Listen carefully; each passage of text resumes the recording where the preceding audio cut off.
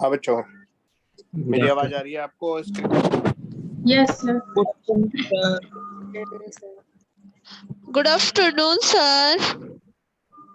वो केमिस्ट्री की class late हो गई ना, इसलिए मैंने आपको 10 मिनट लेट बुलाया है, वरना कोई पानी पीने गया होता, कोई चाय पीने गया होता, फिर लेट आते क्लास में। यस 10 मिनट लेट ही तो, हाँ वो रहते हैं, हर बच्चे अपने अपने बहाने रहते हैं, एक्सक्यूज रहते हैं, तो इसलिए हमने हम लोग वेट कर रहे थे।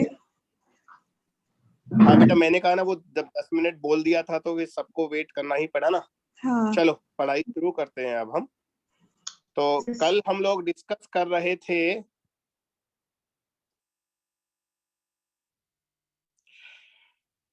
क्वेश्चंस, चल रहे हैं, हमें और क्वेश्चंस करने हैं अभी। लास्ट क्वेश्चन हमने ये किया था कि अगर हमें मैक्सिमम वेलोसिटी और मैक्सिमम एक्सेलरेशन त्वरण पता हो तो उसका आवर्तकाल और आयाम हम कैसे निकालेंगे, है ना, ये हमें पता था। अब अगला क्वेश्चन कीजिए बच्चों। एसएचएम में पार्टिकल की मैक्सिमम वेलोसिटी अगर v हो, एक पार्टिकल एसएचएम कर रहा है और अगर उसकी मैक्सिमम वेलोसिटी v हो तो x is equal to a/2 पर कितनी वेलोसिटी होगी, ये बताओ। मैक्सिमम वेलोसिटी v है तो x is equal to a/2 पर जब ये पार्टिकल पहुंचेगा तो वहां पर इसकी वेलोसिटी कितनी होगी, ये बताना है। या मैक्सिमम वेलोसिटी को v मैक्सिमम ही ले लो, ये लो खत्म। v मैक्सिमम के पदों में ये बताओ x is equal to a/2 पर इसकी वेलोसिटी कितनी होगी।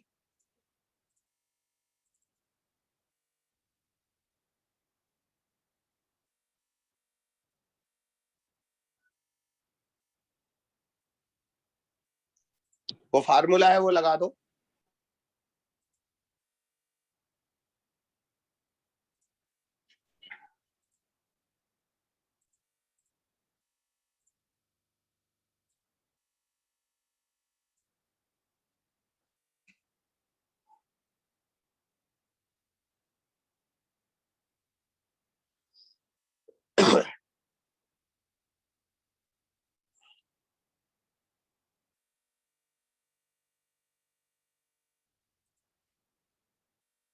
एक बच्चे का जवाब आया है √3/2 आएगा v मैक्सिमम का।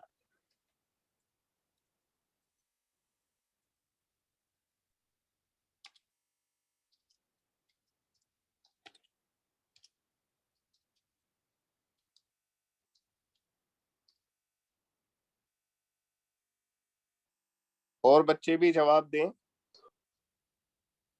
सारे लोग सॉल्व करें।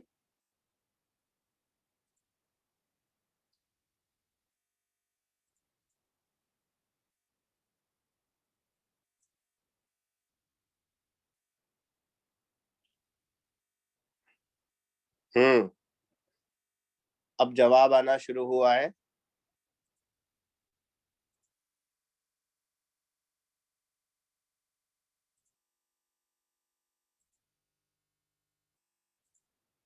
√3v/2 बच्चे ये जवाब दे रहे हैं।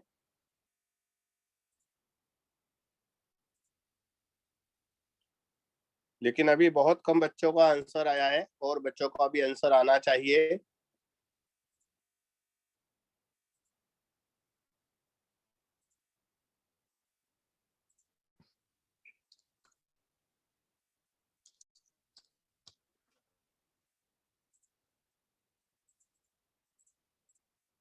चलिए अब अपन सॉल्व करते हैं, है ना। अभी कम बच्चों ने जवाब दिया है वैसे।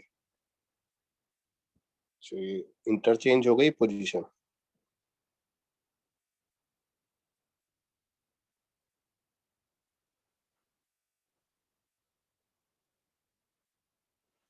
देखो बेटा, हमारा जो फार्मूला होता है वो ये होता है, v is equal to omega √a² - x²। अब हमें x की वैल्यू a/2 लिखनी है यहाँ पर। तो ये हो जाएगा under root A square minus a/2 का whole square, a square by 4 होता है। इसको थोड़ा सॉल्व करेंगे तो ये आएगा 3/4 a स्क्वायर। 3/4 का मतलब √3/2 हो जाएगा। a स्क्वायर को बाहर लेंगे a और ओमेगा ये बचेगा। और बच्चों हम जानते हैं a ओमेगा जो होता है ये अधिकतम वेलोसिटी होती है, अधिकतम वेग होता है, मैक्सिमम वेलोसिटी होती है। तो इसको v मैक्सिमम लिख दो। तो x is equal to a/2 पर जो वेलोसिटी होगी वो मैक्सिमम वेलोसिटी का √3/2 होगी।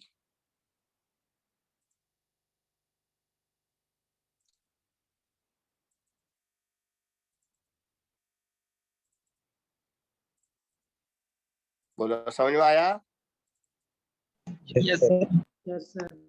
चलो फटाफट लिखो।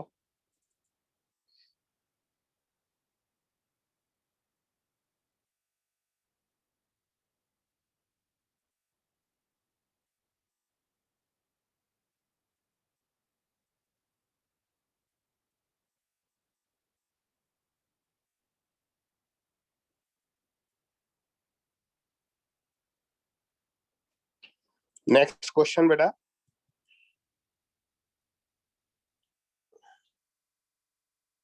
एक पार्टिकल SHM कर रहा है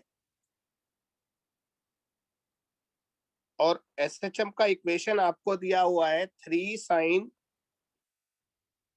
10 pi t plus 4 cos 10 pi t।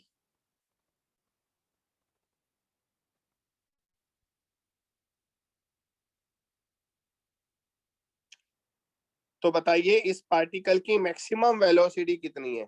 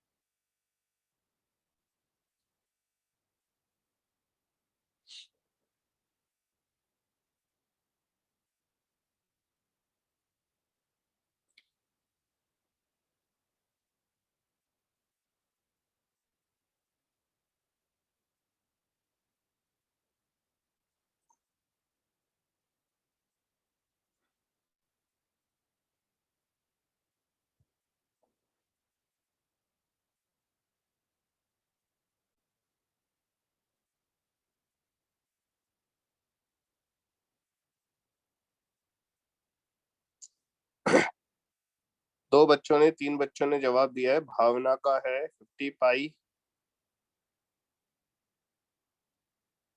Many भैया है कोई, उनका है 50 पाई,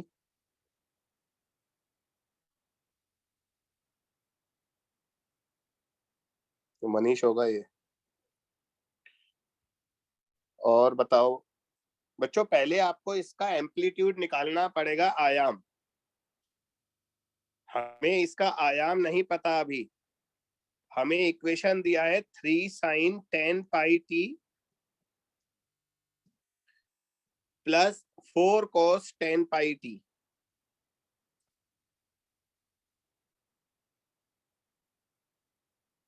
तो बच्चों कुछ बच्चों को तो डायरेक्ट फार्मूला याद होता है। कैसे?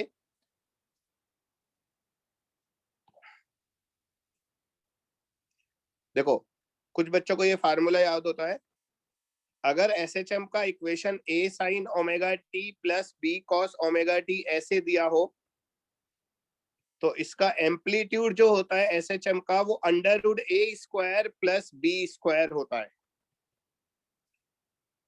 तो बच्चों इसके मुताबिक हमारा एम्पलीट्यूड हो जाएगा √3 स्क्वायर प्लस 4 स्क्वायर, क्योंकि a बराबर 3 हो गया, b बराबर 4 हो गया, और सॉल्व करने पर ये आ गया 5 मीटर। तो यहाँ पर जो आयाम आया है वो 5 मीटर आ गया।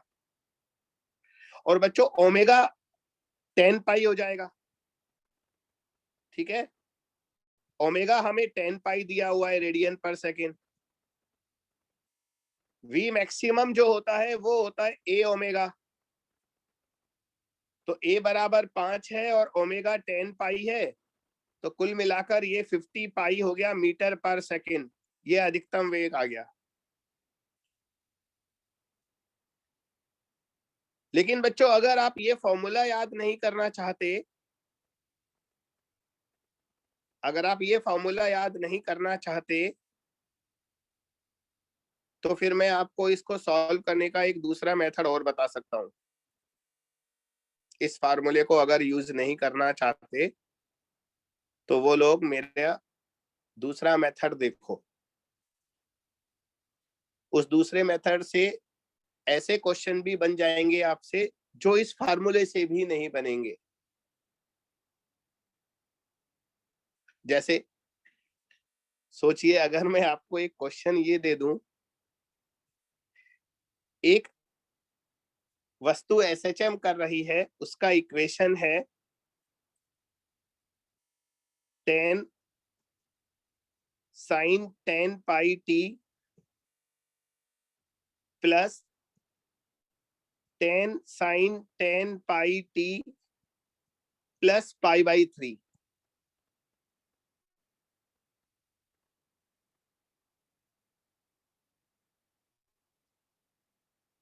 तो बच्चों अब सोचिए, अब दिक्कत आती ना,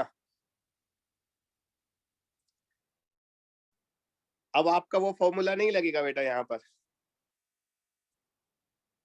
तो मैं आपको ऐसा करता हूं, इस क्वेश्चन को सॉल्व कर देता हूं मेरे मेथड से, क्योंकि यहाँ पर आपका फार्मूला भी नहीं लग रहा, फिर उस क्वेश्चन को आप इस मेथड से कर ही लोगे। तो हमें इसका एम्पलीट्यूड निकालना है। आप में से कोई बताएगा इसका एम्पलीट्यूड आयाम कितना आएगा? किसी को आता हो?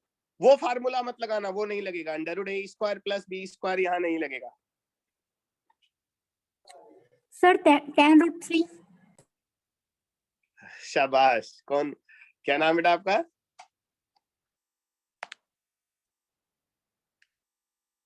सर नम्रता। नम्रता, वेरी गुड बेटा, इसका मतलब आपको आता है। चलो अच्छी बात है। 10√3। तो बच्चों इसका सॉल्यूशन देखो आप कैसे करते हैं। इसको वेक्टर से करते हैं। वेक्टर एक बोल लो, फेजर बोल लो। जैसे पहले वाले का आयाम 10 है, तो हम 10 का एक वेक्टर यहां बना देंगे 10 मीटर का। दूसरा वाला भी 10 है। एक तरह से ये मान लो आप, ये दो एसएचएम का सुपर पोजिशन है, दो सरल आवर्त गतियों का अध्यारोपण है। इसमें से पहली सरल आवर्त गति ये थी, दूसरी वाली ये है। तो दूसरी वाला एसएचएम है मेरा बच्चा, जो दूसरा वाला एसएचएम है ये, इसमें उसका आयाम तो 10 है, लेकिन वो π/3 आगे है, प्लस π/3, यानी कि 60 डिग्री के कोण पर बनेगा दूसरा वेक्टर। तो बच्चों दूसरे वेक्टर को फिर 10 मीटर का ही बनाना है, क्योंकि ये वाला ये 10 था, यहाँ पर 10 था, इसलिए 10 ही बनाना है। लेकिन इन दोनों के बीच में कोण आएगा 60।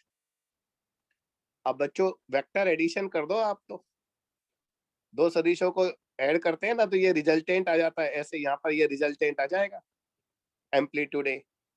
तो याद करो, जब दो वेक्टर 60 डिग्री पर होते हैं तो रिजल्टेंट कैसे निकालते हैं? √a² plus b² plus 2ab cos theta, और थीटा कितना है? 60। इसको सॉल्व करने पर बेटा 10√3 मीटर आएगा, और ये आपका आंसर आ गया।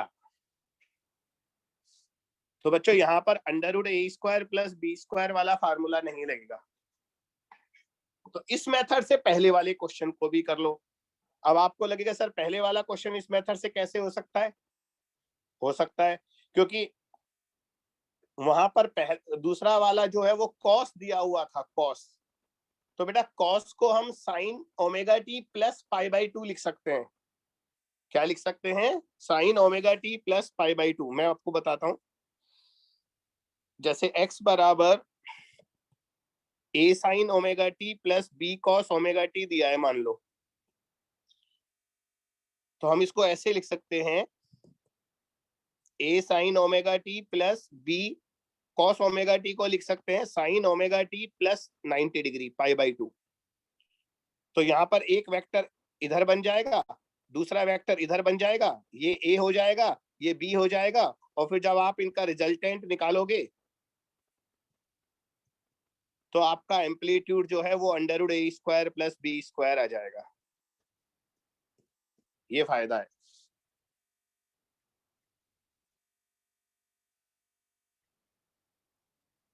समझ गए? तो √a² + b² भी इसी मेथड से आया था बेटा।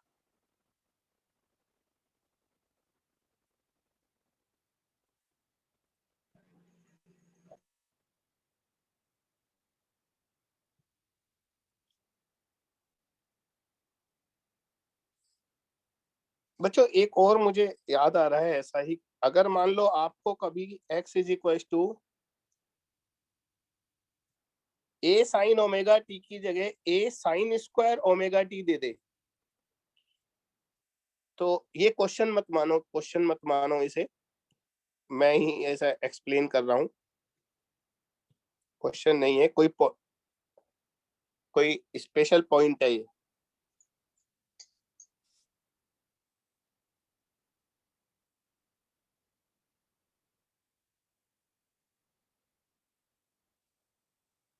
रिजल्टेंट का इक्वेशन, एम्पलीट्यूड तो अपना √a² + b² निकल आएगा, और यहाँ पर ये एंगल कैलकुलेट कर लो, फाई, tan फाई हो जाएगा b/a, और फिर फाइनल इक्वेशन को लिख दो √a² + b² एम्पलीट्यूड की जगह, और sin ω t + फाई लिखना पड़ेगा, और फाई का जो मान है वो यहाँ से निकलेगा बेटा, tan फाई = b/a। तो वैसे तो आपका क्वेश्चन बहुत अच्छा है, हमसे ये भी पूछ सकता है कि 2 SHM के बाद जो रिजल्टेंट आएगा वो इक्वेशन बताओ, तो ये इक्वेशन हमारा रिजल्टेंट का आ गया। अभी इसमें फाई की न्यूमेरिकल वैल्यू नहीं निकल सकती। हाँ, अगर 3 और 4 हो ना, 1 मिनट बेटा, इसको बाद में करेंगे अभी। हाँ, जैसे अगर हमारा वो क्वेश्चन था ना, x = 3 sin 10 πt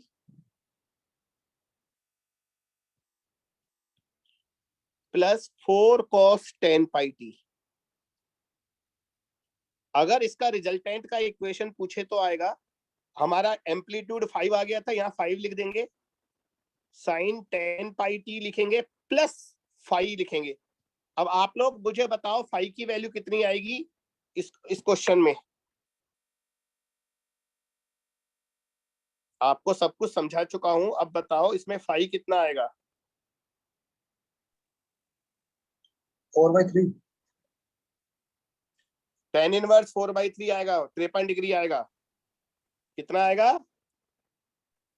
तो यहाँ पर 53 डिग्री लिखना पड़ेगा, प्लस 53 डिग्री, क्योंकि इसका वेक्टर ऐसे बनेगा बेटा, 3 का वेक्टर इधर बनेगा 4 का ऊपर और 4 का ऊपर बनेगा 90 डिग्री पर।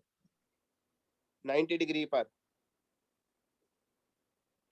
तो ये 3 होगा, ये 4 होगा, इसलिए हमारा जो एम्पलीट्यूड आएगा वो 5 आ जाएगा, ये 5 आ जाएगा, और 5 ये होता है।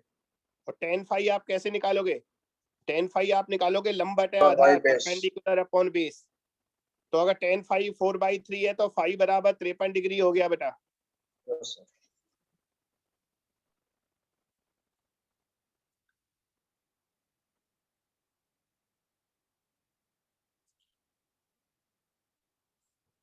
बच्चों इसमें एक फायदा और है, मैं खुद भी याद नहीं रहा, ये जो भी मैं इस पर लिख रहा हूँ ना, वो सब ऐसे के ऐसे PDF भी इसका ऐसे के ऐसे बन जाता है, तो मैं ग्रुप पर भेज दूंगा, ठीक है? तो उस पर आपको PDF भी मिल जाएगा, और रिकॉर्डिंग तो आपको मिल ही जाती है रोज। तो मेरे भैया सारे बच्चे मुझे बताओ, ये मेथड आपको समझ में आया या नहीं आया? कैसे निकालते हैं ये वेक्टर वाला मेथड? Yes sir.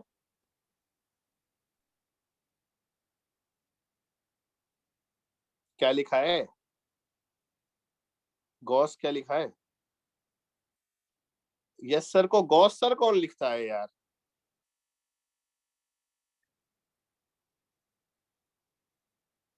हम्म,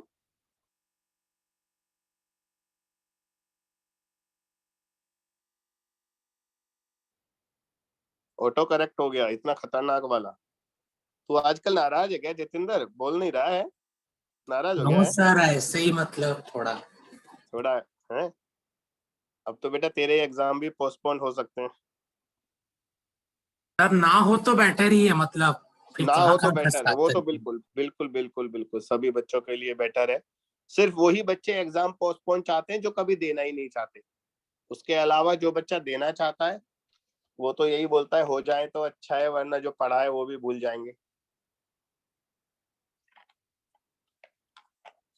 चलिए बेटा, तो ये पूरा का पूरा समझ में आया? तो यार मुझे लग गया, तो ये भी बता दो, ये जो क्वेश्चन था ना ये वाला, तो अगर मैं आपसे इस क्वेश्चन में पूछूं फाइनल इक्वेशन क्या बनेगी, तो एम्पलीट्यूड तो हम निकाल चुके हैं इसका tan√3, वो चेप दो आप, वहीं की वहीं लिख दो tan√3, फिर लिख दोगे sign tan pi t plus five. तो यहाँ फाइव कितना आएगा बताओ इस क्वेश्चन में? 45। गलत।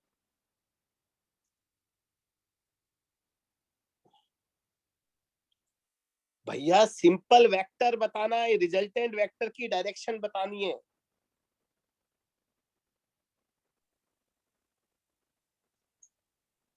फिर तो 30। 30. हाँ 30 डिग्री आएगा, 60 का आधा हो जाएगा ना, दोनों 10 हैं इसलिए। तो अगर आपको इसका फाइनल इक्वेशन लिखना पड़े तो फाइनल इक्वेशन हम कैसे लिखेंगे? लिखेंगे tan√3 sine tan pi t plus 30 degree. 30 degree को पाई बाई 6 लिख सकते हो।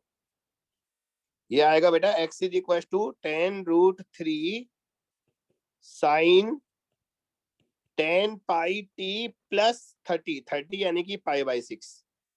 तो ये फाइनल इक्वेशन आएगा अगर वो पूछता है तो। सिर्फ एम्पलीट्यूड पूछता है तो tan√3 बताकर छोड़ देंगे, फाइनल इक्वेशन पूछता है तो फिर हम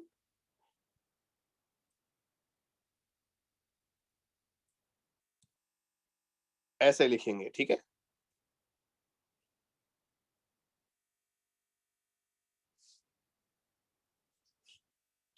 तो मैं एक और क्वेश्चन करा रहा था यार। अच्छा छोड़ो, क्वेश्चन नहीं है, मैं फिर बार बार क्वेश्चन बना देता हूँ उसे। कोई पॉइंट है, अगर हमें x is equal to a sine square omega t कोई इक्वेशन दे दे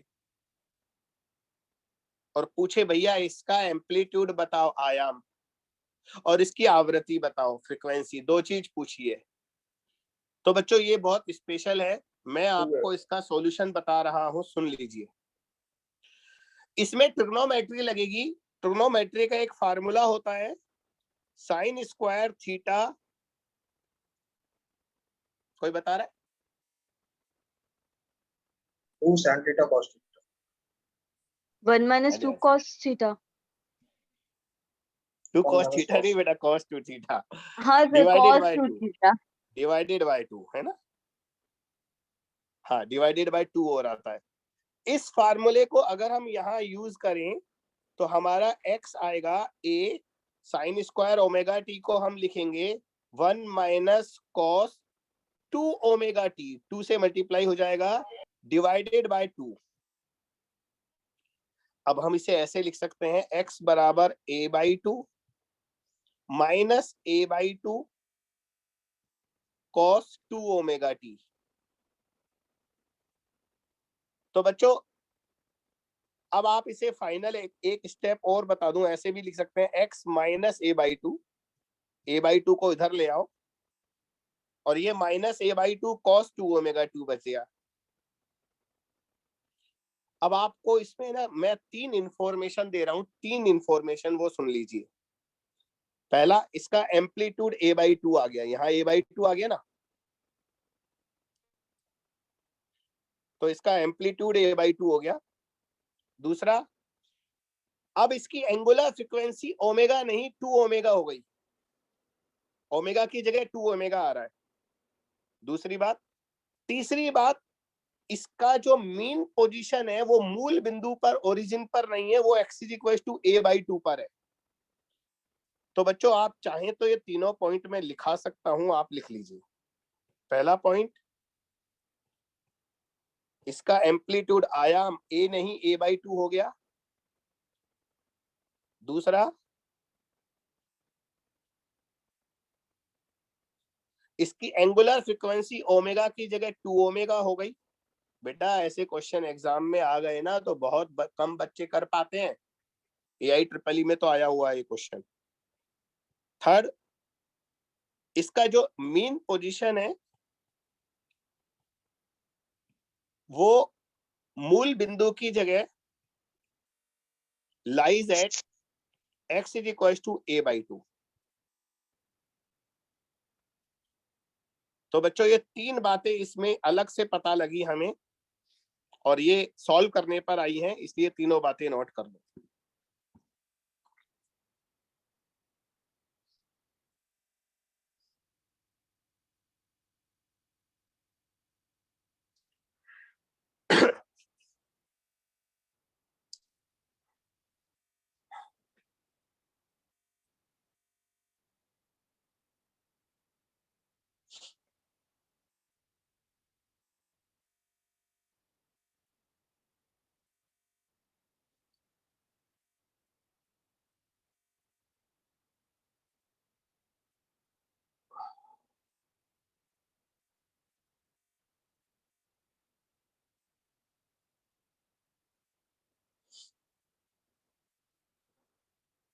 मनीष, इसका ग्राफ तो वैसा ही बनेगा, बस माइनस कॉस से स्टार्ट होगा और एम्पलीट्यूड a/2 कर देंगे बस।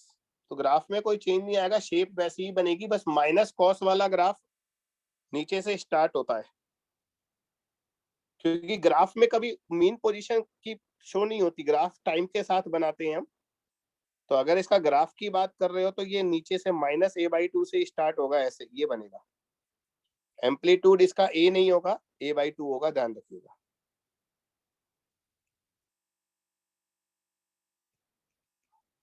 माइनस कॉस था ना, माइनस कॉस नीचे से स्टार्ट होता है, प्लस कॉस ऊपर से स्टार्ट होता है। लेकिन इस क्वेश्चन में ग्राफ इतना इंपॉर्टेंट नहीं है जितना इंपॉर्टेंट वैल्यू है। फॉर एग्जांपल इसमें एक न्यूमेरिकल वैल्यू के साथ मैं आपसे पूछ लेता हूं।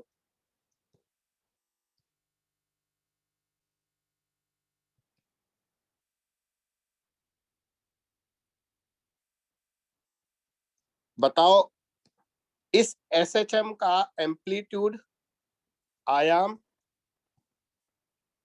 और फ्रीक्वेंसी कितनी है? फ्रीक्वेंसी f बताना है, f, ओमेगा नहीं, f बताना है। अब ऊपर वाले का कॉपी करके जवाब दे देना, चुपचाप मत बैठना आप, है ना। ऊपर सब कुछ बता चुका हूं, फ्रीक्वेंसी बतानी है और एम्पलीट्यूड बताना है।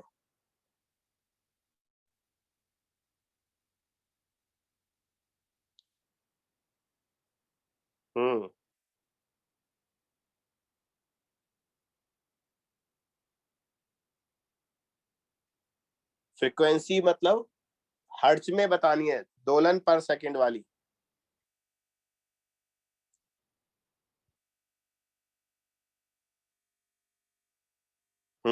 ठीक है, पढ़ रहा हूं मैं आप लोगों के आंसर्स। राहुल का 5 है, प्रांजल का 5 मीटर है, मनीष का 5 मीटर है, प्रियंका 5 मीटर। हाँ, और फ्रीक्वेंसी भी बताओ। 10।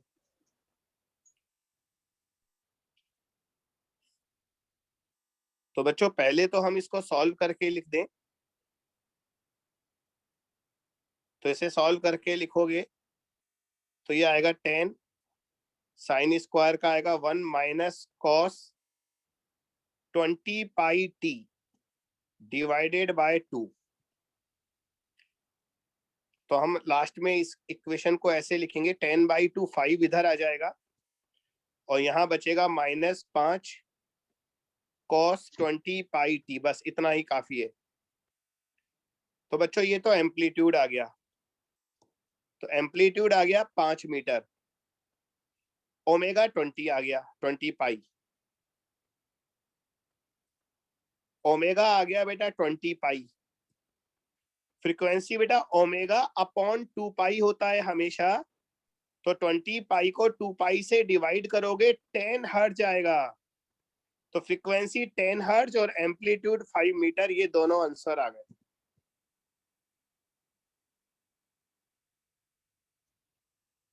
सर यहाँ पे माइनस साइन क्या इंडिकेट कर रहा है? -5 cos 20/2। क्या कह रहा है?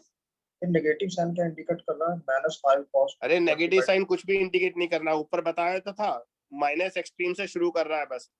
ये वाला माइनस सिर्फ ये बताता है इनिशियल पोजीशन क्या है, पार्टिकल कहाँ से शुरू कर रहा है, क्योंकि इसको जब हम माइनस को गायब करने का तरीका है, अंदर -3π/2 ऐड हो जाएगा, समझा? मैं इस इक्वेशन को और एक स्टेप आगे लिख रहा हूँ, लेकिन वो स्टेप आपके काम का नहीं था, इसलिए मैंने लिखा नहीं।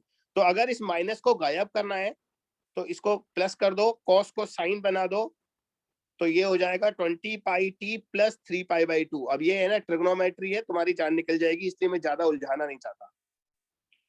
तो ये माइनस अंदर जाएगा तो ये 3π/2 बन जाएगा साइन के साथ।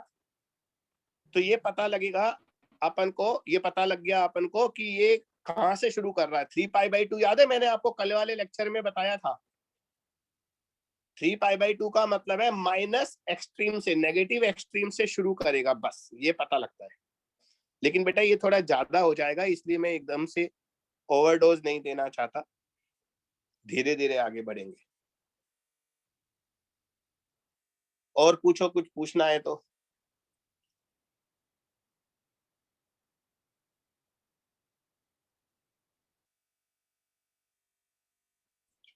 हाँ जी।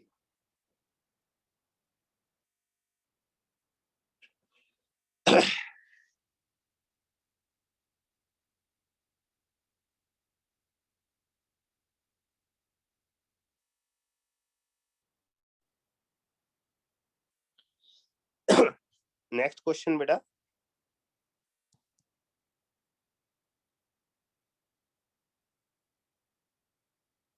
बच्चों, दो पार्टिकल हैं, वो सेम एम्पलीट्यूड से सेम लाइन के अलोंग एक ही रेखा पर एसएचएम कर रहे हैं।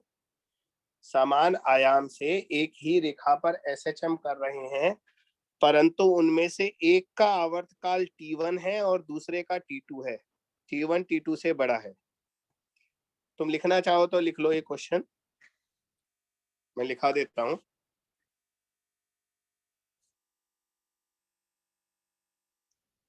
देखो, दो वस्तुएं समान आयाम से एक ही सरल रेखा पर एसएचएम करती हैं। Two bodies are doing SHM along same straight line with same amplitude.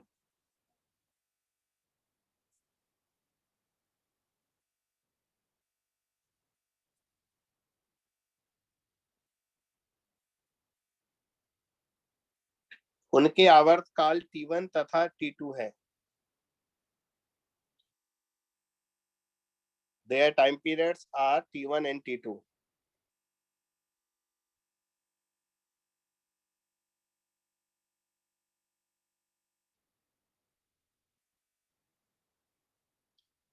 किसी समय दोनों वस्तुएं समान कला में दोलन कर रही हैं। किसी समय दोनों वस्तुएं समान कला में दोलन कर रही हैं। At any instant, bodies are oscillating in same phase. Bodies are oscillating in same phase. आपको समझ में नहीं आया, मैं समझा दूंगा, परेशान मत होना, है ना। कितने समय पश्चात ये दोनों वस्तुएं फिर से समान कला में आएंगी? कितने समय पश्चात ये दोनों वस्तुएं फिर से समान कला में आएंगी?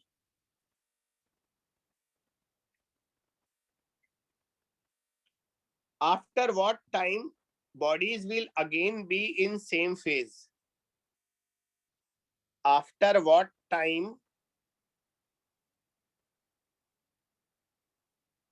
bodies will again be in same phase?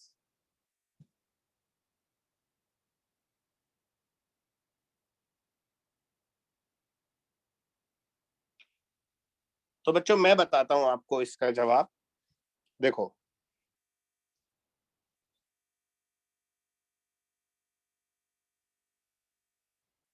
बच्चों, इन दोनों का शुरू में फेज सेम है, लेकिन दोनों का ओमेगा अलग है, टाइम पीरियड अलग है ना, आवर्तकाल अलग है, तो ओमेगा भी अलग होगा। तो जैसे एक पहली वस्तु का SHM मान लो, equation A sin omega 1t, सुनना ढंग से। तो दूसरे का हो जाएगा मान लो A sin, A दोनों का सेम है ना, ये हो जाएगा sin ओमेगा 2t। ओमेगा दोनों का अलग होगा क्योंकि दोनों का आवर्तकाल टाइम पीरियड अलग है, टाइम पीरियड अलग है, तो ओमेगा भी अलग होगा। बच्चों दोनों है ना समान कला में है, दोनों फिर से समान कला में कम आएंगे। तुम जानते हो कला का मतलब क्या होता है, सेम फेज का मतलब क्या होता है? ये सेम फेज वाली बात मैं वेव मोशन तरंग गति में बहुत ज्यादा करूंगा, अभी से सीख लो। हमारा तरंग गति वाला जो चैप्टर है वेव मोशन वाला, उसमें इस चैप्टर की बहुत सारी टर्मिनोलॉजी टर्म्स काम आएंगी, इसलिए सीख लो, पूछ लो, आपको रोक रोक कर पूछ लो, मैं बता दूंगा। तो बच्चों समान कला का मतलब आप में से किसी को पता है सेम फेज का मतलब क्या होता है?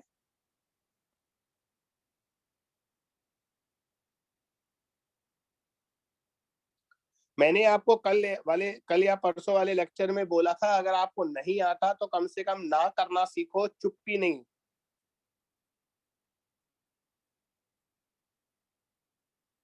नहीं मालूम सर। नहीं करना भी सीखो। हाँ सर सेम डायरेक्शन में जैसे बनते, जैसे पॉजिटिव साइड पे 2 कोड बनेंगे तो सेम कलर में है बोलेंगे उनको। फिर से बोलो बेटा। सर जैसे पॉजिटिव साइड पे ये दोनों बन रहे हैं, मतलब सेम टाइप के, जैसे 30 एंगल तो सेम कलर में है बोलेंगे उनको, उनके कलर में कोई अंतर नहीं है, और एक नहीं, ऊपर एक नीचे अपन को बनेगा। बेटा phasor sir positive negative same phase का मतलब होता है अगर दो वस्तुएं समान कला में हैं, इसका मतलब उन दोनों का माध्यावस्था से जो विस्थापन है वो भी समान है, दोनों का विस्थापन भी समान है और गति की दिशा भी समान है। बस ये मान, क्या बोल रहा हूं, दो वस्तुएं समान कला में हैं, इसका अर्थ है दोनों का माध्यावस्था से विस्थापन भी समान है और दोनों की गति की दिशा भी समान है, ये मतलब होता है। तो दोनों पार्टिकल अगर सेम पोजीशन पर हैं और सेम डायरेक्शन में मूव कर रही हैं, it mean both are in same phase. लिख लो इसे, दो वस्तुएं समान कला में हैं, इस अर्थात दोनों का माध्यावस्था से विस्थापन समान है और गति की दिशा भी समान है। Two bodies are in same phase means both have same displacement from mean position and both are moving in same direction. Both have equal displacement from mean position and both are moving in same direction.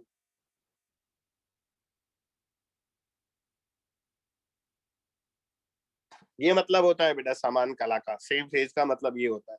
तो अभी हमारी दोनों वस्तुएं समान कला में हैं यानी कि दोनों एक जगह हैं, लेकिन बेटा इनमें से एक का आवर्तकाल कम है, जिसका आवर्तकाल टाइम पीरियड कम होगा, इसका मतलब वो तेज चल रहा है तो वो पहले वाले से आगे निकल जाएगा। देखो दूसरे वाले का आवर्तकाल जो है पहले वाले से कम है, इसका मतलब जो दूसरा वाला बॉडी है ना, सेकंड बॉडी है, वो फास्ट तेज तेज चल रही है, वो तेज तेज चलने की वजह से पहले वाली बॉडी से आगे निकल जाएगी, फिर आगे निकलती रहेगी निकलती रहेगी निकलती रहेगी, थोड़ी देर के बाद वो पीछे से आकर फिर से उसे पकड़ लेगी।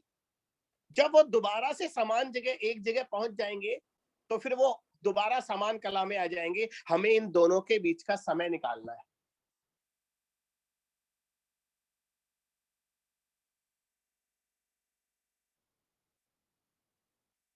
टाइम निकालना मैं सिखाऊंगा, पहले मैं जो बोलूं उसे सोचा करो, इसलिए रुक जाता हूं मैं बोलने के बाद।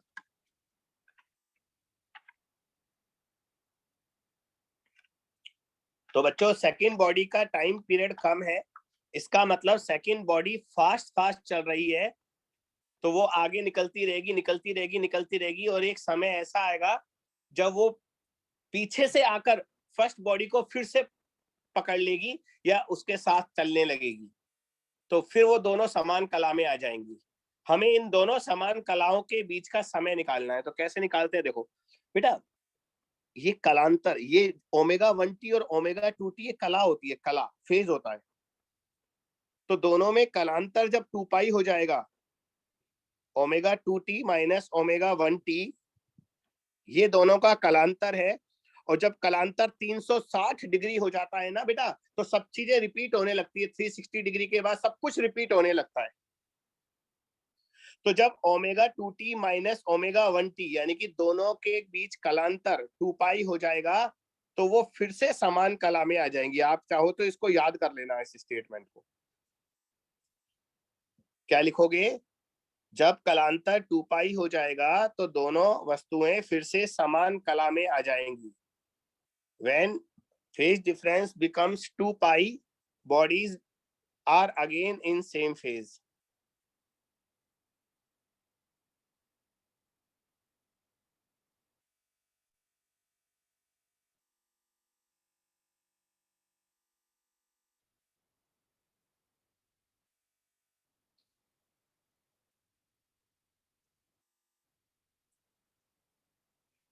तो इसे सॉल्व कर लो बेटा।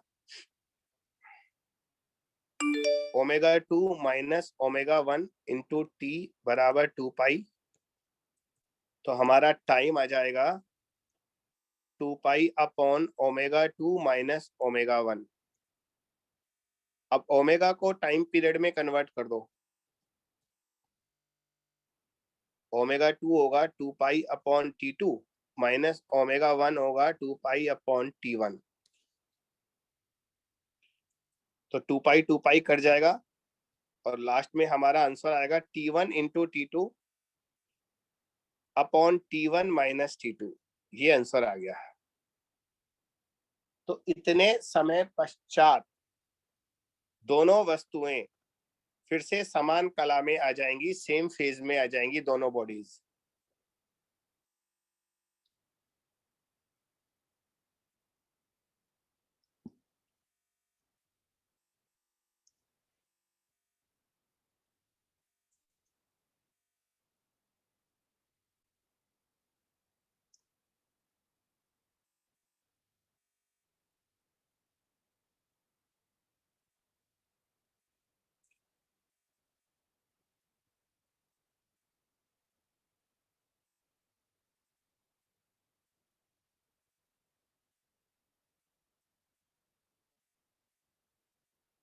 Hello sir. सर अटक गए। अटक गए? मैं तो नहीं सर अटका। सॉल्यूशन का फर्स्ट लाइन बताइए ना।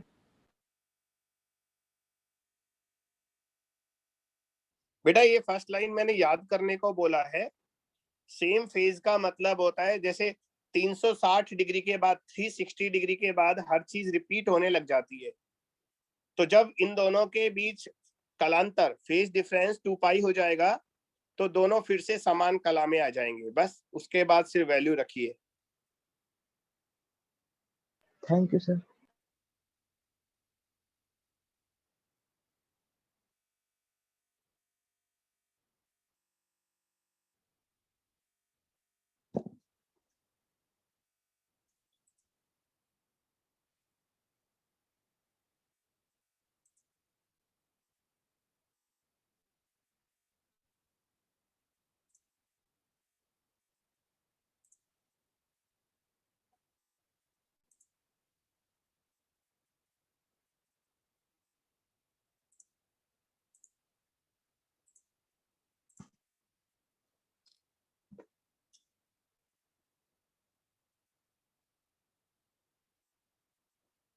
कॉपी हो जाए तो बोल देना बेटा, है ना?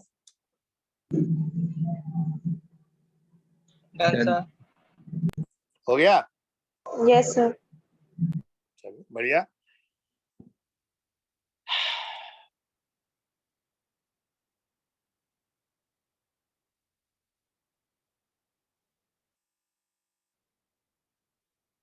क्वेश्चंस तो बहुत सारे होते हैं और अलग अलग वैरायटी के भी होते हैं बच्चों। एक पार्टिकल है, दो पार्टिकल एसएचएम कर रहे हैं, उनमें से एक पार्टिकल जो है वो,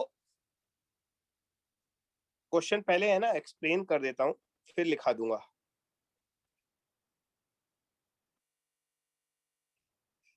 तो ये एसएचएम कर रहे हैं दो पार्टिकल, ये मीन पोजीशन है। अब ये ना दोनों पार्टिकल a/2 पर है। कहां पर है बेटा? x बराबर a/2 पर। लेकिन एक जा रहा है धनात्मक दिशा में, दूसरा आ रहा है ऋणात्मक दिशा में। दोनों की स्थितियां सेम है लेकिन दिशा अलग अलग है। दोनों के विस्थापन समान है परंतु दिशा अलग अलग है। तो क्या ये समान कला में है?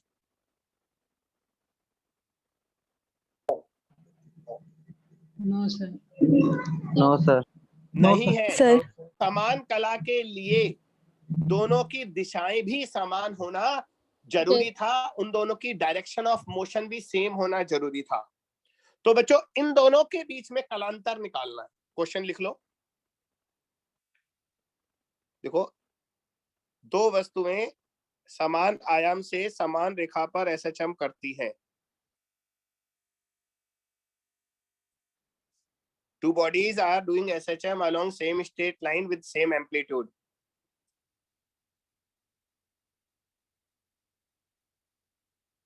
Two bodies are doing SHM along same straight line with same amplitude, है ना? समान आयाम से समान रेखा पर SHM करती हैं। आगे लिखो, ये दोनों वस्तुएं x बराबर a/2 पर मिलती हैं।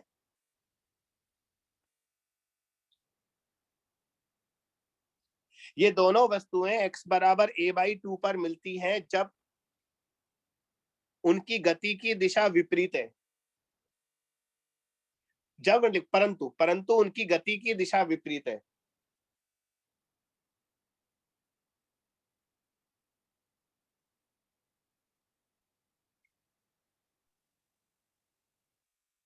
परंतु उनकी गति की दिशा विपरीत है। ठीक है, इन दोनों के बीच कलांतर बताइए। अब इंग्लिश में लिख लो बेटा। They meet at x is equals to a/2. They meet at x is equals to a/2.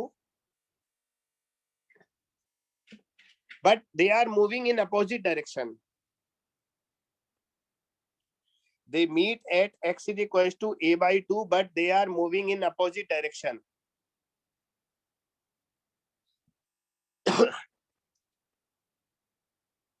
Calculate phase difference between the bodies.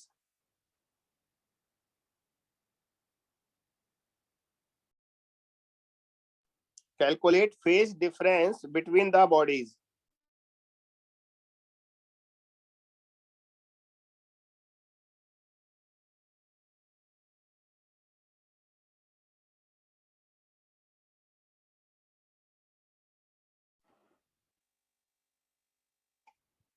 एक कोशिश आप करो फिर हम करेंगे।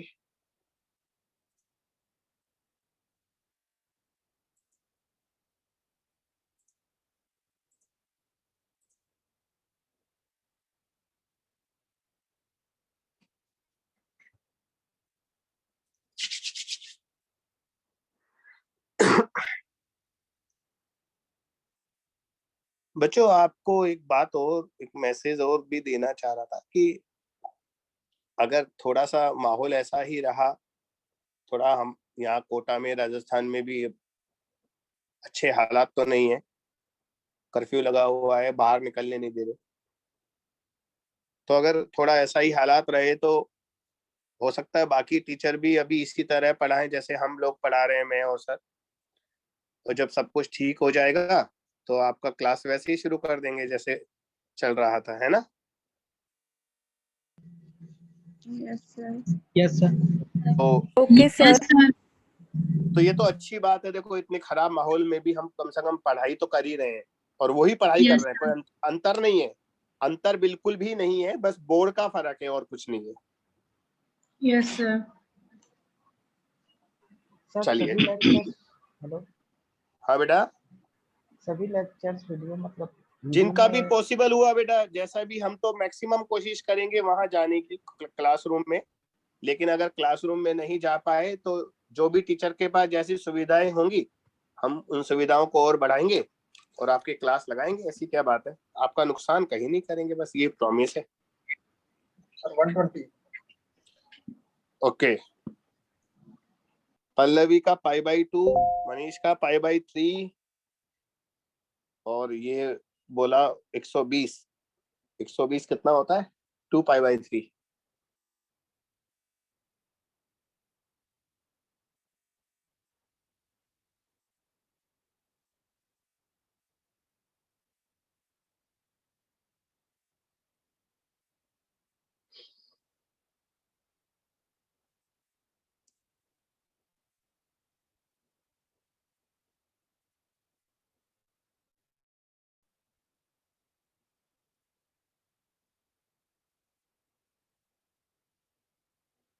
चलो मैं बताता हूँ, अब सीखो आप सारे लोग सीखो बच्चों। इसका आंसर है 2π/3 यानी कि 120 डिग्री सही आंसर है बच्चों। इसे दो तरीके से कर सकते हैं। एक तो इस इक्वेशन से कर सकते हैं हम, जैसे हम जानते हैं, सुनना ढंग से सुनना बेटा, हम जानते हैं जैसे x = a sin ωt हमारा इक्वेशन होता है। अगर हम यहाँ पर x बराबर a/2 लिख दें तो मुझे बता सकते हो ओमेगा टी की वैल्यू कितनी आएगी अगर a/2 लिख दूंगा तो? भाई साइन ओमेगा टी 1/2 हो गया ना इसे सॉल्व करने पर। 30। 30 ओमेगा, डिग्री। हाँ, लेकिन आप लोग ये भूल गए सिर्फ 30 डिग्री पर साइन 101/2 नहीं होता, बल्कि साइन 150 डिग्री भी 1/2 होता है। तो ओमेगा टी की दो वैल्यू आएंगी बेटा, 30 और एंड 150 डिग्री। साइन 150 डिग्री भी 1/2 होता है। इसका मतलब ये हुआ हमारा एक पार्टिकल तो है वो 30 डिग्री एंगल है उसका, दूसरे का 150 है। तो बच्चों कलांतर कितना हो गया? 150 - 30 120 डिग्री। 120 को 2π/3 लिखते हैं। एक सॉल्यूशन तो ये हो गया। आपने 30 डिग्री बिल्कुल सही बताया, पर मैं आपको बता दूं साइन में 150 डिग्री की वैल्यू भी 1/2 ही होती है। अब ये दो वैल्यू क्यों है वो सुन लो। ये दोनों वैल्यू दोनों पार्टिकल की है। जो पार्टिकल धनात्मक दिशा में जा रहा है, पॉजिटिव डायरेक्शन में जा रहा है, उसका फेज होगा 30 डिग्री, और दूसरा पार्टिकल जो वापस आ रहा है नेगेटिव में, उसका फेज होगा 150 डिग्री।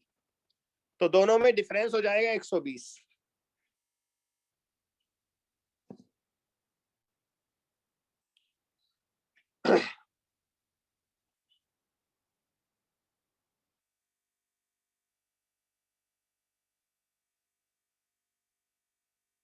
बोलो बेटा। Yes sir. एक मेथड तो ये है, दूसरा मेथड जबरदस्त है। दूसरा मेथड एक तरीका है करने का एसएचएम को सॉल्व करने का, वो देखो। जो मैंने एक सर्किल बनाया,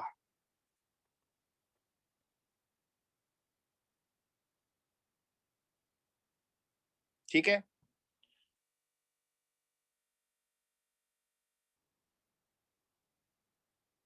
कुछ सिखा रहा हूं, कोशिश करो सीखने की। क्या होता है आपने सुना भी होगा, शायद कभी पढ़ा हो, जैसे अगर कोई पार्टिकल वृत्तीय पथ में गति कर रहा है, सर्कुलर मोशन कर रहा है कांस्टेंट स्पीड से, नियत चाल से, तो उस पार्टिकल का उसके किसी डायामीटर पर जो प्रोजेक्शन होता है वो हमेशा एसएचएम करता है। हिंदी में बोल रहा हूँ, एक तो यहाँ हिंदी का बहुत दो लैंग्वेज का ध्यान रखना पड़ता है, वरना लगता है अधूरा काम हुआ है। अगर कोई कण वृत्तीय पथ में गति कर रहा है नियत चाल से, तो उस कण का व्यास पर प्रक्षेप सरल आवर्त गति करता है।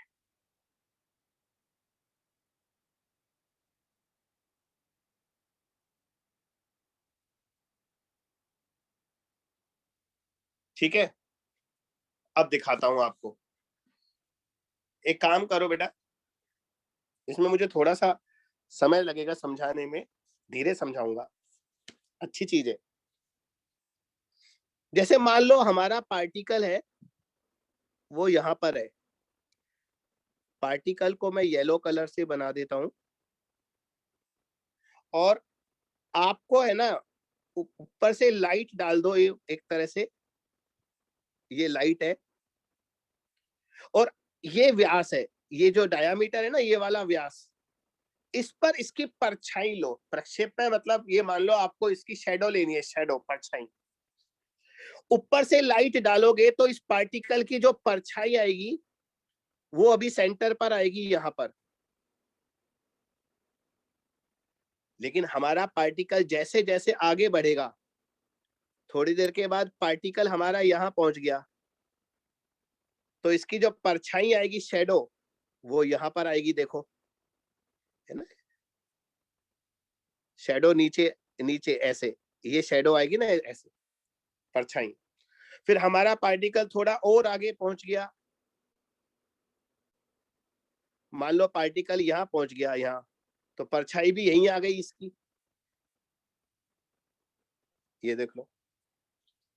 फिर हमारा पार्टिकल बच्चों और आगे गया, और आगे जाने का मतलब अब पार्टिकल हमारा यहां आ गया, यहां येलो कलर जो से बना रहा हूं वो पार्टिकल है हमारा। बच्चों अब आपको परछाई लेने के लिए लाइट है ना नीचे से डालनी पड़ेगी, अब लाइट यहां से डालना तभी परछाई बनेगी उसकी, क्योंकि उसी व्यास पर परछाई बनानी है। तो इस समय इसकी परछाई कहाँ आएगी, यहां पर आएगी, यहां पर ये परछाई आएगी। तो बच्चों गौर से देखो, पहले पार्टिकल आगे जा रहा था इस डायरेक्शन में, तो शैडो जो है इसकी परछाई वो इधर जा रही थी। अब पार्टिकल और आगे जा रहा है तो इसकी परछाई वापस आ रही है। बच्चों इसको दोबारा बताने को मत बोलना क्योंकि डायग्राम के साथ एक्सप्लेन कर रहा हूं ना, तो दोबारा पॉसिबल नहीं होगा बताना, इसलिए कह रहा हूं बहुत धीरे समझा रहा हूं, एक बार में समझना है इसको। तो बच्चों पार्टिकल पहले हमारा आगे बढ़ा तो परछाई धनात्मक दिशा में गई, उसकी शैडो। फिर पार्टिकल और आगे बढ़ा, पहले आधा, एक चौथाई वृत्त किया, फिर एक चौथाई वृत्त और किया, तो इसकी परछाई वापस आने लगी। अब देखो जब पार्टिकल हमारा यहाँ पहुंच जाएगा, यहाँ, तो इसकी परछाई हमारी वापस केंद्र पर, सेंटर पर आ जाएगी। फिर पार्टिकल को और आगे ले जाओ, अब पार्टिकल यहाँ आ गया, तो इसकी परछाई कहाँ आएगी, अब इसकी परछाई यहाँ आएगी। अब देखो परछाई इधर जा रही है, शैडो इधर जा रहा है। फिर पार्टिकल यहाँ पहुंच गया तो शैडो भी इसकी यहीं आ गई, ये लो शैडो भी यहीं आ गई। फिर पार्टिकल और आगे जाएगा, अब पार्टिकल यहाँ पहुंच गया, यहाँ आ गया, तो इसकी शैडो कहाँ आएगी, अब लाइट ऊपर से डालनी है क्योंकि परछाई आपको यहीं लेनी है। तो बच्चों अब शैडो वापस आने लगी। तो जब हमारा पार्टिकल पूरा एक चक्कर कर लेगा वृत्त में, पूरा वृत्त में एक चक्कर कर लेगा, तो इसकी परछाई भी एक दोलन कर लेगी। देखो परछाई पहले लेफ्ट में गई, फिर वापस सेंटर पर आई, सॉरी उल्टा बोल गया, पहले राइट में गई, फिर वापस सेंटर पर आई, फिर लेफ्ट में गई, फिर वापस सेंटर पर आई। इसलिए परछाई left right left right left right SHM करेगी और पार्टिकल अपनी दिशा में घूमता रहेगा लगातार। बच्चों ये काफी अच्छी चीज है, अगर आप इसको समझ गए और इसकी कैलकुलेशन को समझ गए तो काफी क्वेश्चंस बहुत आसान हो जाएंगे।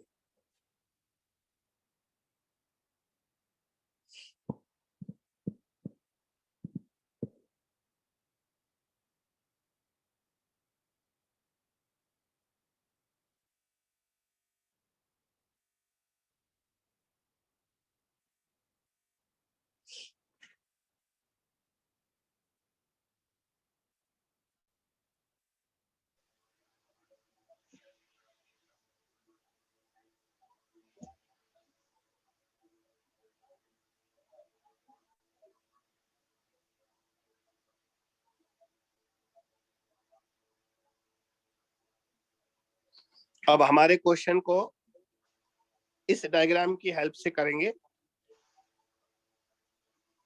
तो मैं इसको दोबारा बना देता हूं।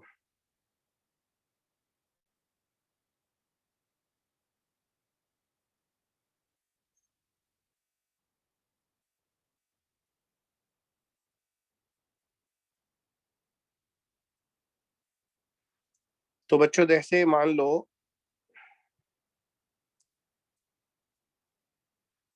हमने क्वेश्चन में आपसे ये कहा था कि हमारा जो पार्टिकल है वो दोनों पार्टिकल a/2 पर मिल रहे हैं। a यहाँ होता है, a/2 यहाँ होता है, यहाँ देखते रहे ना डायग्राम में मैं कहां पर डॉट बना रहा हूं। तो ये a/2 है, ये डिस्टेंस। लेकिन एक पार्टिकल पॉजिटिव डायरेक्शन में जा रहा है। अब जो पॉजिटिव डायरेक्शन में जाएगा ना, उसका सर्कल पर पोजीशन होगा यहाँ, ये देखते रहना। दूसरा पार्टिकल नेगेटिव डायरेक्शन में आ रहा है, जो नेगेटिव डायरेक्शन में आ रहा होगा उसका सर्कल पर पोजीशन होगा यहाँ। क्योंकि वृत्त पर जब ऊपर होगा तो इसकी परछाई जाएगी धनात्मक दिशा में, और वृत्त पर जब नीचे वाली पोजीशन पर होगा तो इसकी परछाई ऋणात्मक दिशा में आएगी। तो सर्कल पर दोनों पार्टिकल की पोजीशन निकाल ली। अब आप ढंग से देखना आगे का सॉल्यूशन। बच्चों दोनों को सेंटर से मिला दो, इसको भी सेंटर से मिला दो और इसको भी सेंटर से मिला दो ऐसे, और ये एंगल निकाल लो कितना टोटल एंगल। बस इसका कलर चेंज कर देता हूं। ये टोटल एंगल कैलकुलेट कर लो। अब देखो ये वाला डिस्टेंस a/2 है और ये a है, तो ऊपर वाला एंगल 60 डिग्री आएगा, निकाल लेना, आधार बटा कर्ण से निकाल लेना, 60 आएगा, और नीचे वाला भी 60 आएगा। तो दोनों 60 और 60 मिलकर 120 हो जाएंगे। 120 डिग्री कलांतर है, यही हमारा आंसर था। ऊपर देख लो।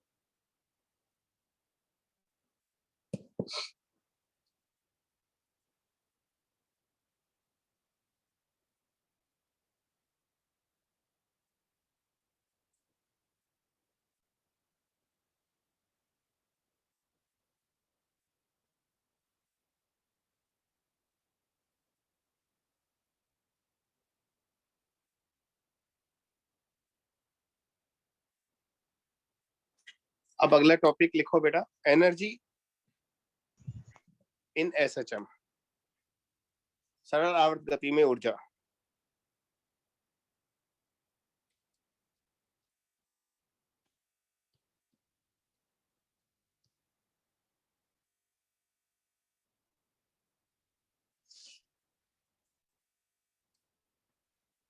पहले काइनेटिक एनर्जी यानी कि गतिज ऊर्जा।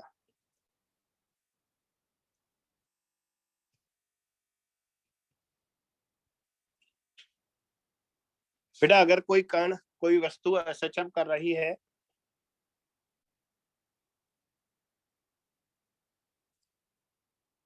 तो उसकी जो काइनेटिक एनर्जी होती है वो होती है हाफ mv²। ठीक है, हाफ mv² गतिज ऊर्जा का फार्मूला होता है काइनेटिक एनर्जी का। बेटा वेलोसिटी के हमें दो फार्मूले पता है, एक तो ये वाला एसएचएम में वेलोसिटी का ये फार्मूला होता है, इसको काइनेटिक एनर्जी में पुट कर दो तो k आएगा हाफ mv², v² आएगा ω² a² माइनस x²। तो एक तो काइनेटिक एनर्जी का ये फॉर्मूला आ गया, ये तो विस्थापन के पदों में है, x के पदों में, डिस्प्लेसमेंट के टर्म्स में। लेकिन बेटा एक और फार्मूला होता है वेलोसिटी का, वो होता है a ओमेगा cos ω t। ये भी आप ऊपर देख लेना, ये भी लिखा रखा है मैंने। अगर इसको हम काइनेटिक एनर्जी हाफ mv² में पुट करते हैं तो ये आता है half m omega square a square cos square omega t। तो बच्चों ये काइनेटिक एनर्जी का फार्मूला है विस्थापन के पदों में, और ये काइनेटिक एनर्जी का फार्मूला है समय टाइम के टर्म्स में, समय के पदों में। Yes, sir. तो ये दोनों फार्मूले कॉपी करो अभी। अब इनके ग्राफ भी बताऊंगा, इस चैप्टर में ये बहुत बड़ी मुश्किल है। तो बायो वालों के लिए थोड़ा सा ये चैप्टर इसलिए टफ पड़ता है, मैथ्स वालों के लिए नहीं है टफ ये।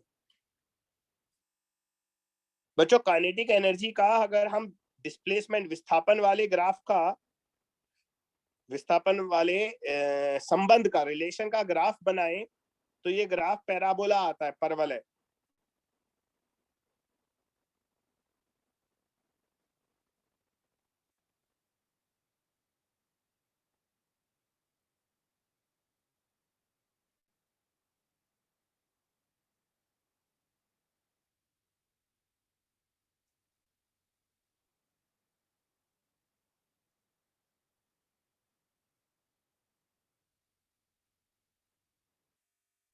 ये इस तरह का ग्राफ आता है, इधर x आएगा, इधर गतिज ऊर्जा आएगी, x बराबर प्लस a और x बराबर माइनस a पर काइनेटिक एनर्जी 0 होगी। बेटा प्लस a और माइनस a पर गतिज ऊर्जा 0 क्यों हुई है बताओ? Velocity 0.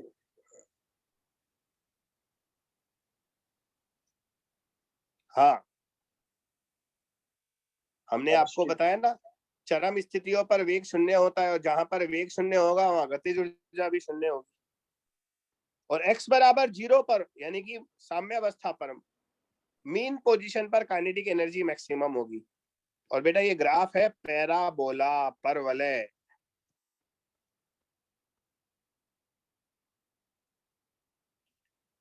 पैराबोला परवलय। अच्छा x बराबर 0 पर काइनेटिक एनर्जी मैक्सिमम थी ना, जरा k मैक्सिमम का बताना वैल्यू क्या आएगा? k मैक्सिमम की वैल्यू बताइए क्या आएगी? Half m omega square a square. Half, हाँ बेटा इस वाले फार्मूले में है ना, पहले वाले फार्मूले में x बराबर 0 पुट कर दो, half m omega square a square. ये k मैक्सिमम का फार्मूला है, याद करना है भैया, बहुत सारे फार्मूले याद करना।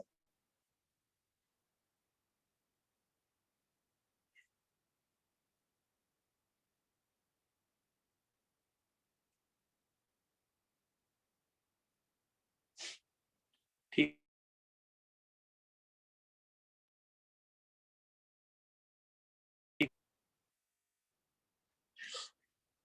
और बच्चों दूसरा वाला जो समय वाला संबंध है उसका ग्राफ अगर हम बनाएं तो उसका ग्राफ ऐसा आएगा, देखो। काइनेटिक एनर्जी का समय के साथ जो ग्राफ आएगा वो ऐसा आएगा। ये क्या है? कॉस स्क्वायर का ग्राफ है ना बेटा, कॉस स्क्वायर का ग्राफ ऐसा बनता है। ये सब आपको याद करना है, मान लो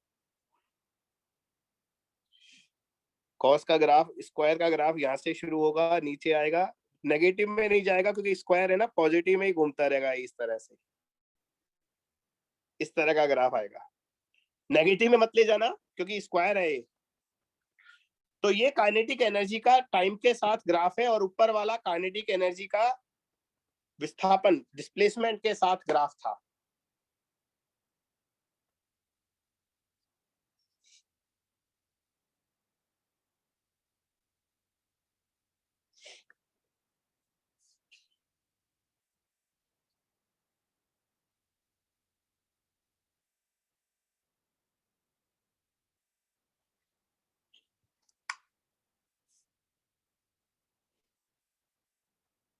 ओके, अब बेटा काइनेटिक एनर्जी के बाद अब पोटेंशियल एनर्जी लिखो। ये सब कुछ काइनेटिक एनर्जी था,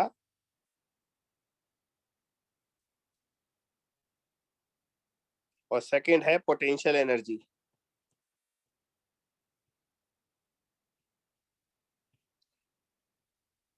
किसी को आता है पोटेंशियल एनर्जी का फार्मूला एसएचएम में? Half kx square. शाबाश। u बराबर होता है बेटा हाफ के एक्स स्क्वायर, और k आप m ओमेगा स्क्वायर लिख सकते हो, तो ये हो गया half m omega square a square. ये तो है विस्थापन के पदों में, लेकिन चूंकि हम जानते हैं x बराबर a साइन ओमेगा t होता है बेटा, तो अगर x की ये वैल्यू मैं ऊपर रख दूं तो ये आ जाएगा half m omega square a square sine square omega t। तो बेटा ये आ गया समय के पदों में, टाइम के साथ। तो काइनेटिक एनर्जी की तरह पोटेंशियल एनर्जी के भी दो फार्मूले आ गए, एक विस्थापन और एक समय, दूसरा समय। ठीक है बच्चों, जहां पर गतिज ऊर्जा अधिकतम होती है वहां स्थितिज ऊर्जा न्यूनतम होती है, और जहां गतिज ऊर्जा न्यूनतम होती है वहां स्थितिज ऊर्जा अधिकतम होती है। ध्यान रखना, इंग्लिश में बोलूं, जहां पर काइनेटिक एनर्जी मैक्सिमम होती है वहां पोटेंशियल एनर्जी मिनिमम होती है, और जहां काइनेटिक एनर्जी मिनिमम होती है वहां पोटेंशियल एनर्जी मैक्सिमम होती है। तो इसका जो क्या बोलते हैं मैक्सिमम पोटेंशियल एनर्जी आएगा, वो आएगा प्लस ए और माइनस ए पर, और उसकी वैल्यू सेम आएगी 1/2 m omega square a square. अधिकतम गतिज ऊर्जा और अधिकतम स्थितिज ऊर्जा बराबर होती है। अरे वही एनर्जी तो जाकर बदल जाती है। साम्यावस्था पर गतिज ऊर्जा अधिकतम होती है, जैसे जैसे बॉडी साम्यावस्था से दूर जाती है गतिज ऊर्जा घटती रहती है, स्थितिज ऊर्जा बढ़ती रहती है, और चरम स्थिति पर जाकर, एक्सट्रीम पोजीशन पर जाकर पोटेंशियल एनर्जी मैक्सिमम हो जाती है। बस तो आपस में ये ऊर्जा है ना एक दूसरे में बदलती रहती है। गतिज ऊर्जा काइनेटिक पोटेंशियल में बदल जाती है, फिर पोटेंशियल वापस काइनेटिक में बदल जाती है, चलता रहता है। इसका ग्राफ, दो ग्राफ आएंगे, एक तो पोजीशन वाला,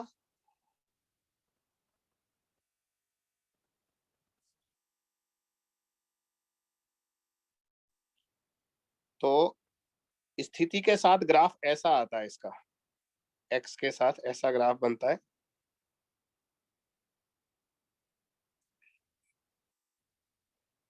तो बेटा x बराबर प्लस a और x बराबर माइनस a। यहां पर तो u मैक्सिमम होता है, और x बराबर 0 पर u 0 होता है या मिनिमम होता है। और ये भी पैराबोला है बेटा, परवलय है।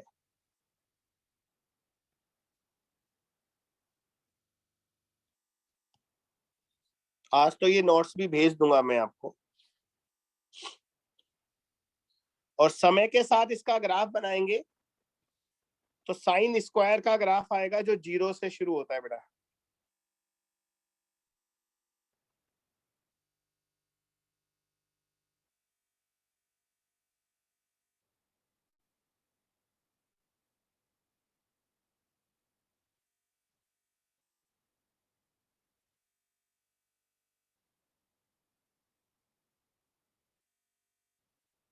ऐसा ग्राफ ये 0 से शुरू होता है, और नीचे नेगेटिव में ये भी नहीं जाएगा क्योंकि इसमें भी स्क्वायर टर्म है।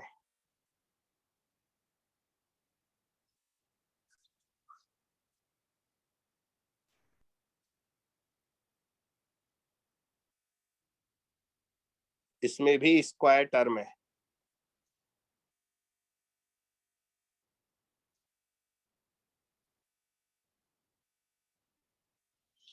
तो बच्चों अभी इसमें टोटल एनर्जी बतानी है, कुल ऊर्जा तो इन दोनों को जोड़ देंगे, कांस्टेंट आएगा।